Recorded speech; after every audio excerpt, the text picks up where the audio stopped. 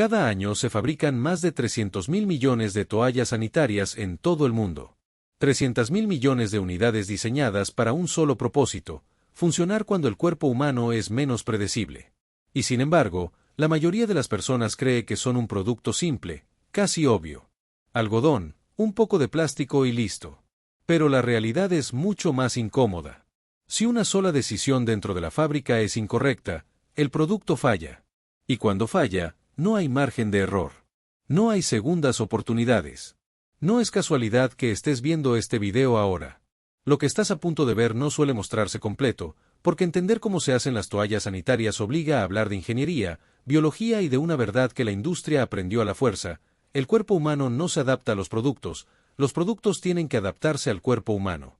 Todo comienza con un problema que no existe en casi ningún otro sector industrial. La industria automotriz trabaja con fuerzas constantes. La alimentaria con fórmulas estables. Pero la higiene femenina trabaja con un fluido biológico que cambia de persona a persona, de día a día y de momento a momento. El flujo menstrual no es continuo, no es uniforme y no sigue un patrón matemático. Puede ser lento, repentino, espeso o ligero. Y aún así, el producto debe responder igual de bien en todos los escenarios. Por eso, antes de fabricar una sola toalla, el proceso empieza con datos. No con máquinas, sino con información fisiológica real. Volumen promedio, picos máximos, presión corporal al sentarse, al caminar, al dormir.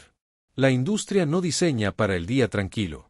Diseña para el peor momento posible. El momento en el que nada puede fallar. Con esos datos se define el corazón del producto, el núcleo absorbente.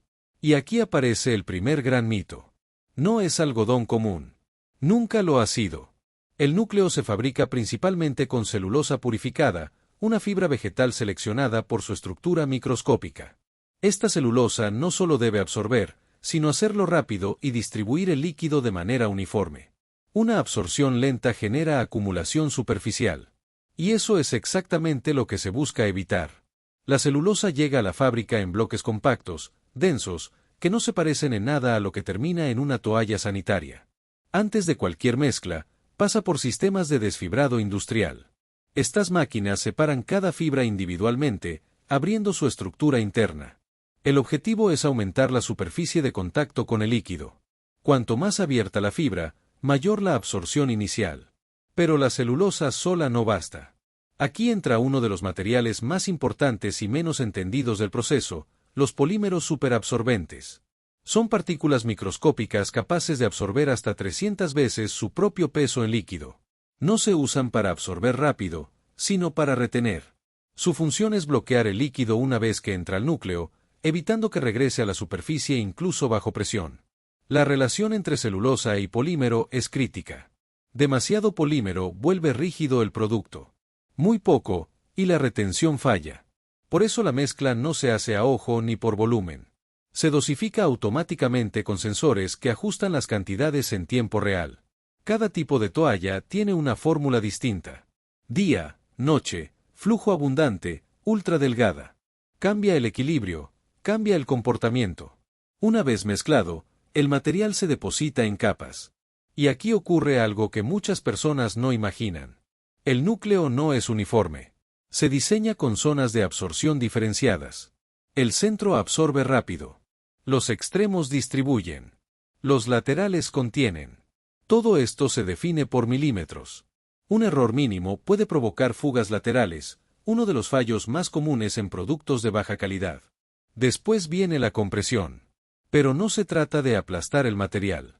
Se comprime lo justo para darle estabilidad estructural sin sacrificar capacidad de absorción. Este punto es tan delicado que se prueba constantemente. Se comprime, se absorbe, se presiona, se vuelve a medir. El núcleo tiene que funcionar tanto en reposo como bajo peso corporal. Encima del núcleo se coloca la capa superior, la que entra en contacto directo con la piel. Esta capa no está pensada para absorber, sino para transferir. Su función es permitir que el líquido atraviese rápidamente hacia el interior sin quedarse en la superficie. Por eso se fabrica con fibras tratadas para ser hidrofílicas en una sola dirección. El líquido baja, pero no regresa. Esta capa también debe ser suave, flexible y no causar fricción. La piel en esta zona es sensible, y cualquier aspereza genera incomodidad. Por eso se realizan pruebas de textura, fricción y temperatura. No basta con que funcione en laboratorio. Tiene que sentirse bien en uso real. Debajo del núcleo va la barrera inferior. Esta es la capa que evita fugas hacia la ropa. Pero aquí aparece otro dilema técnico. Debe ser completamente impermeable al líquido, pero permitir cierto intercambio de aire. Si no transpira, se acumula humedad y calor. Si transpira demasiado, pierde protección. La solución son películas con microperforaciones controladas, invisibles a simple vista, pero calculadas con precisión. Una vez ensambladas todas las capas, el producto entra en las líneas de conformado. Aquí es donde la toalla sanitaria deja de ser un conjunto de materiales y se convierte en un objeto pensado para el cuerpo humano. Se define su forma final, bordes, curvas, canales y alas. Nada de esto es decorativo. Cada curva responde a cómo se mueve el cuerpo al caminar, al sentarse o al dormir. Cada ala está diseñada para estabilizar el producto sin generar presión excesiva ni puntos de roce. Incluso la simetría o asimetría del diseño se calcula para acompañar la anatomía real, no una idealizada. En esta etapa, el material pasa por moldes y rodillos de alta precisión que trabajan a gran velocidad, pero con tolerancias mínimas. Un borde mal formado puede provocar fricción. Una curva mal posicionada puede dirigir el líquido hacia donde no debería.